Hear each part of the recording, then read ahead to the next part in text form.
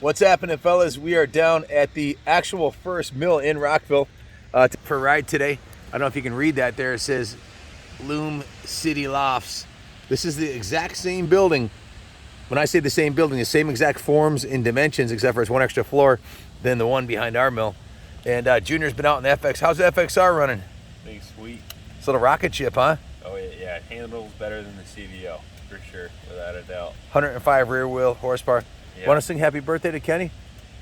We're gonna sing. Ready? Happy birthday to you. Happy birthday to you. Happy birthday, dear Kenny. Happy birthday to you. How old are you now? Are you 1? Are you 2? Are you 3? You gotta say stop when we hit 16 years old. 16? Yeah. You just turned 23. Thanks, guys. And you got some new boots. Check out them boots. You got him some Wolverine hey, boots. Thanks, Pops. You're welcome. Those are pretty cool. Thanks, man. So I bought 2 pair of Wolverine boots, and I figured whichever one he didn't like the most, I would take. So he took the black ones, and I took the brown ones. So it was what we call a win-win. So on the turbocharged Dyna, got the big Trask turbo right there. The big comp. This is her favorite bike of all our bikes. Yeah, it is. I love this bike. So guys, we are right. If you look over there, that's the Schnipset Reservoir right on the other side. You can't see it from here, but you might be able to hear the river.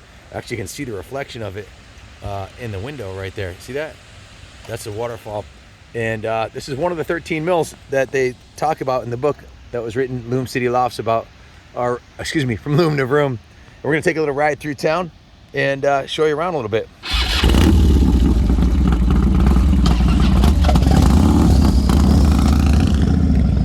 if we can catch them.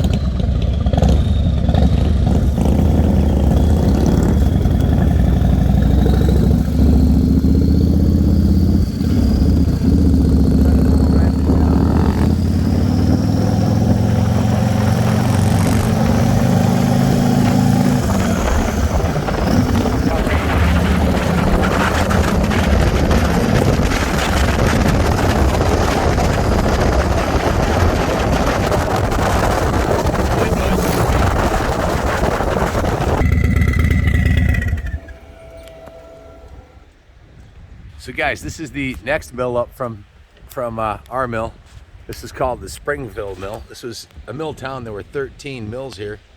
And I don't know if you can see, read it up top. It says Springville Mill right there. And this was the mill manager's office in the front here.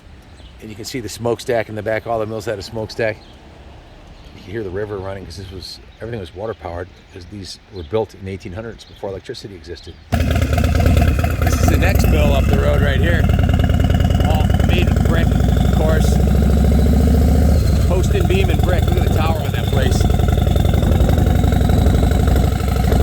This one's called the Florence Mill, and it's now a senior housing.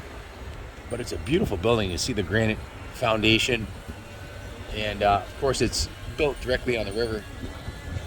5 stories of industrial buildings from our industrial past.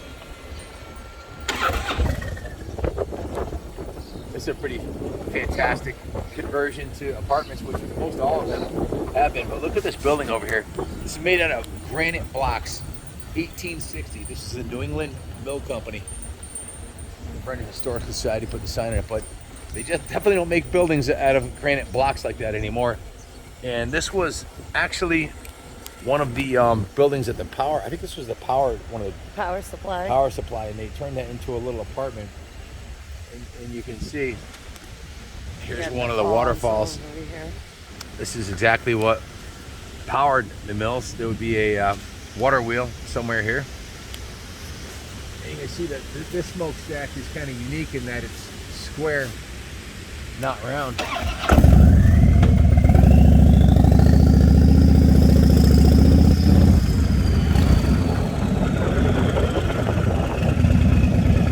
Beautiful old buildings. Most of these are 150 to 200 years old. The first mills were in the 1700s. This is called one of the tenements. It's an 8-bedroom, 8-family, and that's where the mill workers would live, or in these little small houses like that 1850 house right there. A lot of the mill owners would actually manufacture these for their housing for their employees, so they had a place to live.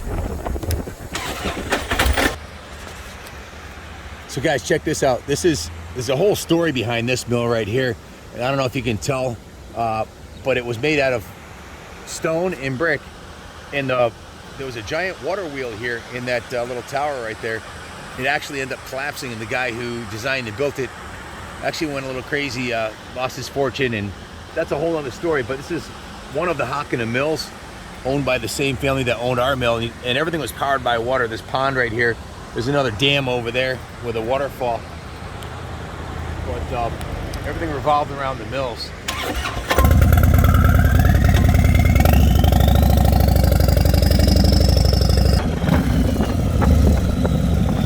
This is the Gene Pitney Memorial Park.